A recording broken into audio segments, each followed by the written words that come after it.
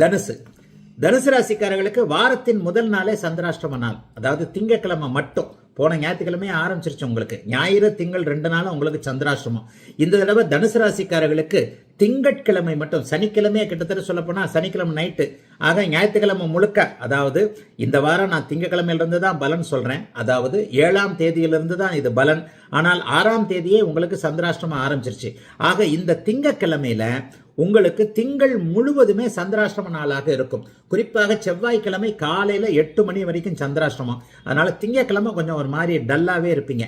என்ன அப்படின்னு பாத்தீங்கன்னா, செவ்வாயோடு அவர் சந்திரன் சேர்ந்திருக்கக்கூடிய அமைப்புகள் இருக்கு. செவ்வாயோடு சந்திரன் நீச்ச நிலைமையில சேர்ந்திருக்கிறார் இல்லையா?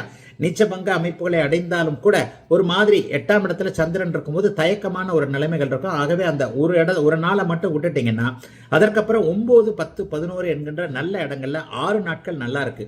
ஆக வாரத்தின் முதல் நாள் சற்று குழப்பங்கள் இருந்தாலும் கூட அதன் பிறகு செவ்வாய், புதன், வியாழன், வெள்ளி, சனிக்கிழமைகள்ல மிகப்பெரிய நல்ல யோகங்கள் உண்டுங்க. 10ஆம் இடத்துல சந்திரன் பௌர்ணமி சந்திரனாக வருகிறார். இந்த வாரத்திலிருந்தே தனுசு ராசிக்காரர்களுக்கு வேலை தொழில் மாற்றங்கள் உண்டு. பதவி உயர்வு எதிர்பார்ப்பவர்கள், சம்பள உயர்வு எதிர்பார்ப்பவர்களுக்கு 10ஆம் இடத்துல சந்திரன் வரக்கூடிய வியாழன், வெள்ளிக்கிழமைகள்ல நல்ல மாற்றங்கள் சனிக்கிழமைகள்ல கண்டிப்பாக இருக்கும்.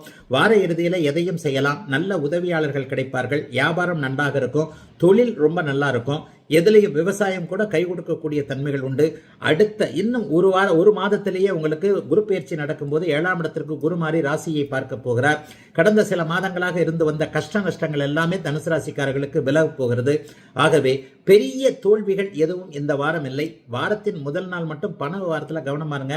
அந்த திங்கக்கிழமை மட்டும் எதுவும் கையெழுத்து போடுறது, ஃப்ரெண்டுகளுக்காக போய் நிற்கிறது, இந்த மாதிரியான விஷயங்கள் வேண்டாம். அகலக்கால் எதுவும் அந்த முதல் நாள் மட்டும் வேண்டாம்.